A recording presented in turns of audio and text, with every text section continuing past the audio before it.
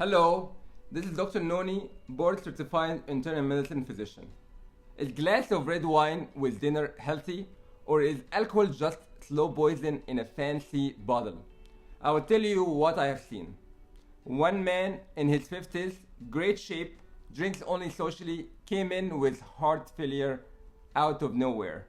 Another guy, late 30s, not a heavy drinker, wake up in the morning jaundiced, turn out to have alcohol-induced hepatitis. So what's the deal here? Is alcohol good, bad, or it depends?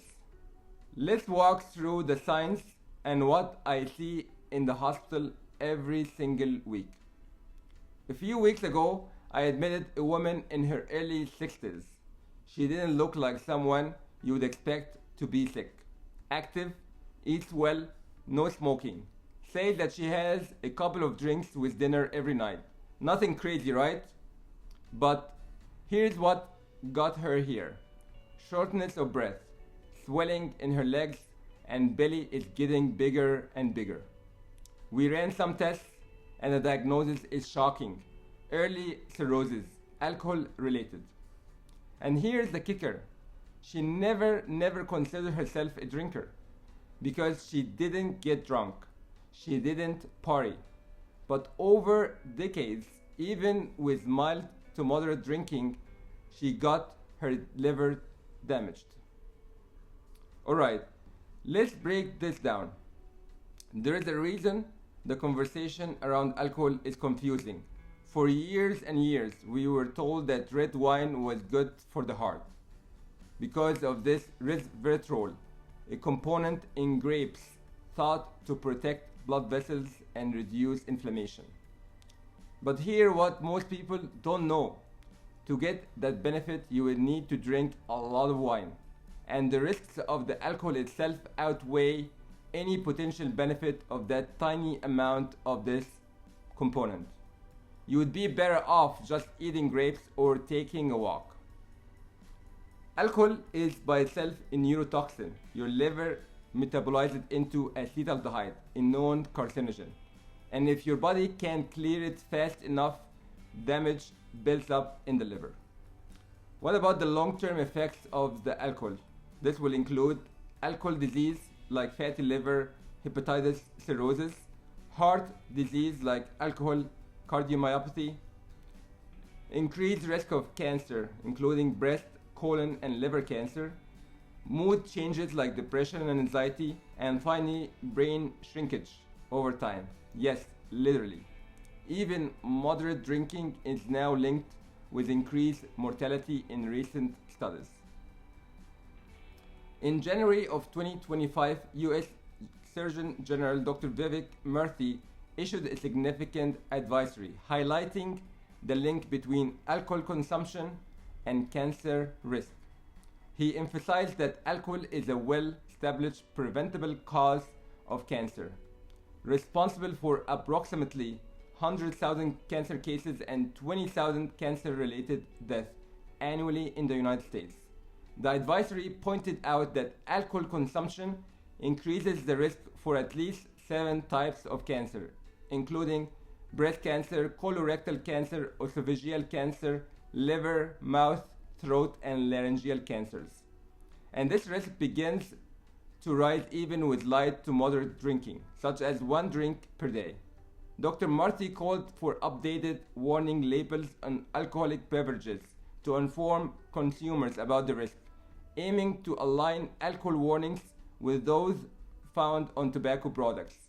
This move seeks for public awareness and encourage informed decision making regarding alcohol consumption. How much is too much? CDC guidelines say up to 1 drink per day for women and up to 2 drinks per day for men. But those are not goals, they are limits. And new studies show that even those amounts increase risk. And by the way, there is no true safe amount of alcohol, only lower risk amounts. Let's go back to that woman with cirrhosis. When I sat down with her and explained what we found, she was stunned. She asked, "So I did this to myself, doc, right?" And I told her, this is not about blame, this is about understanding how something that is socially normal can still be biologically harmful. She hadn't had a problem, she had a habit, a quiet one that built up over time. We connected her with a liver specialist, get her into a program to stop drinking completely, and she has been working hard to reverse the damage. But not everyone catches it early. What about in the clinic? I've seen alcohol show up in so many different ways. A guy with atrial fibrillation that only flares up after a night of drinking. It's called holiday heart. Number two, middle-aged women with unexplained high blood pressure tied to nightly wine.